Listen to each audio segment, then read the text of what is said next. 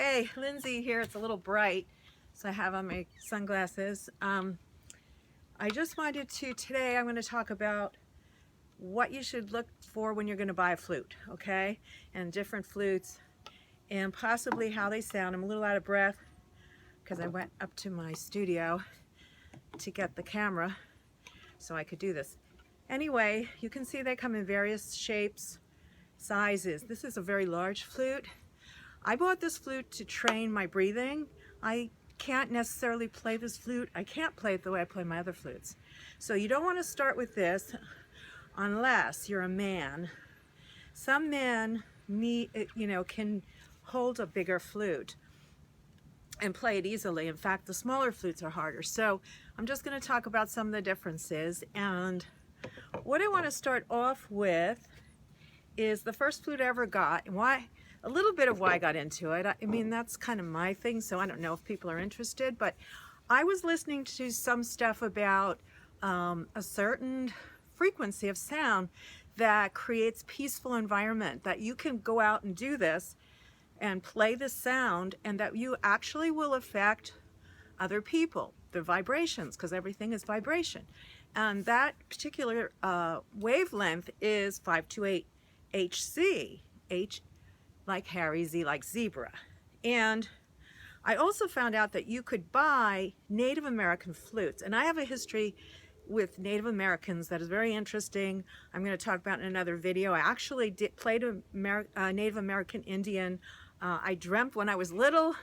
One time I had a fever. I thought I was a Native American Indian in, talking to other children. It's probably a dream, of course, or maybe not, who knows.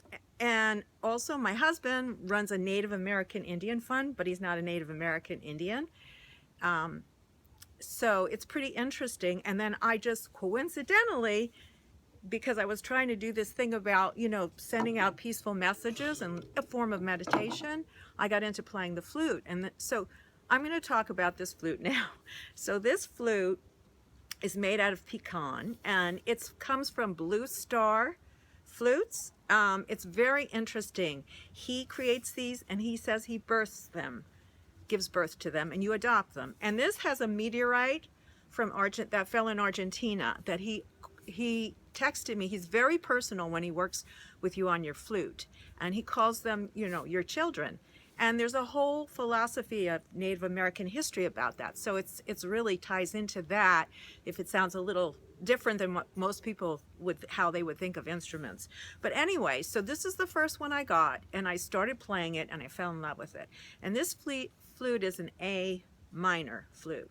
So you should always get one in the key of A to start, because you can only play, if you want to play with other musicians, for one thing, it's the most common. Most people have an A flute. Most people, once you get into it, buy a lot of flutes. So just to let you know that. And it's possibly because it's so fascinating, for one thing, and there's so many different types, and it's just, I can go on. It's a real craft and art. But anyway, the reason is you have to play in that key. So if you're if someone's playing the guitar in the key of G or the piano, you have to have a flute to be in harmony with them. So that's why people have a lot of flutes.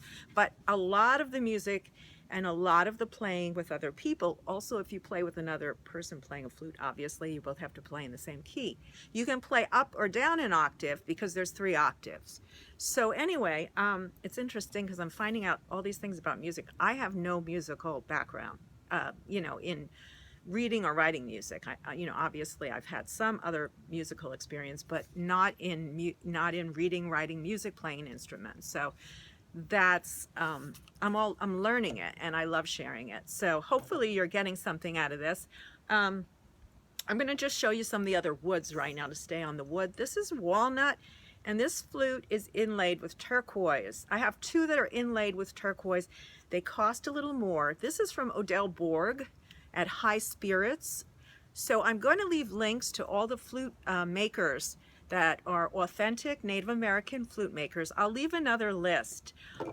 By the way, a little tip, if any of you are web designers, these people, in my opinion, with lots of humility and respect for them, they need help with their websites. So you might want to check them out. So you will find like some of the websites are not as navigatable as, you know, up to date, but these people, their focus is on doing their art in the flutes, and they're amazing.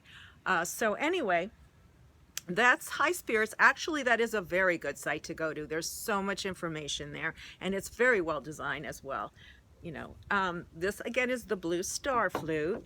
And then from High Spirits, I actually bought flutes from another company, which I will also put theirs up.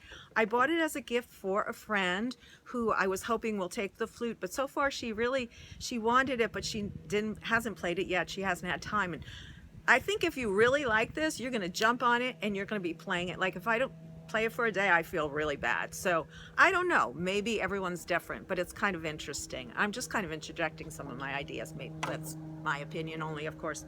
Here we go. This is a cedar flute, and this is a very common wood. I should play a little of these to show you the difference. Sorry, I'll wait for the plane to go overhead. It's actually quite a beautiful day here, but it's a little chilly in Woodland Hills.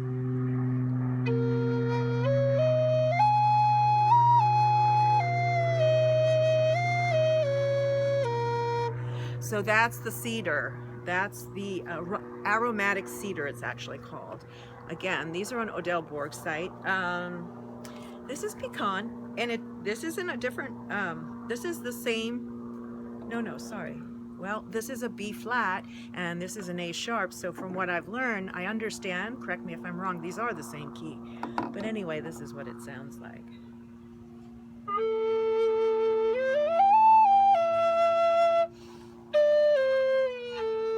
They all have different mouthpieces, and you can really feel the difference. They have different philosophies. This mouthpiece is very open, so in order for the flute to dry inside, and I'll be talking about some of those issues later on in some of the other videos. This flute, I watched a video by Odell Borg, and what he said was he made the hole small enough that when you place it in your, you know, the aperture for playing the flute, which I'm going to talk about in another video, you can control how big the hole is and get a completely different sound. So anyway, here's the aromatic cedar in the key of B flat.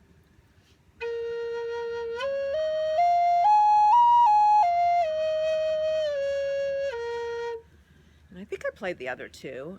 I'm going to put up some songs. I'm going to play them through. I'm going to teach sections of them, and I'm going to put up the tablature, because I think that really helps. I think that's going to be an easier way. I pray sometimes that people would do that, and I haven't seen anyone doing it. So maybe if I start doing it, other, you know, people that are putting tutorials out there will do it, because I think it really helps. But anyway, that's just my opinion again. So here we go. I should start a site that says it's just my opinion, I guess. Here we go. This is the, this one is a combination. It's called a hybrid. This is my signature flute. I talked about it in another video.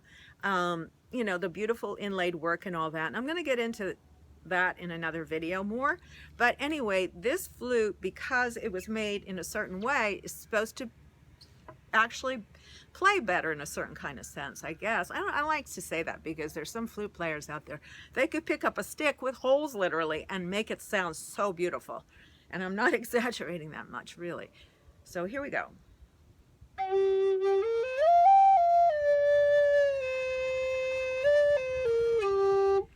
Pretty nice, huh? A little squeaky on the last note. Okay, one more flute. This is the biggie, the big one. And actually, I told you, and I will talk about this more, the breathing techniques. And actually, this is a good for someone my size and new to playing flutes. So you don't want to buy this kind of a flute, you know, if you're a woman or even just a smaller person. And even if you're a larger person, this may fit your hands. But these larger flutes are harder because the breath, like I can only do a couple of notes right now on here without taking a breath, where on the other flutes I can go up and down the scale. So I'll show you the difference here. So yeah, it's even hard for me to get a note out of it.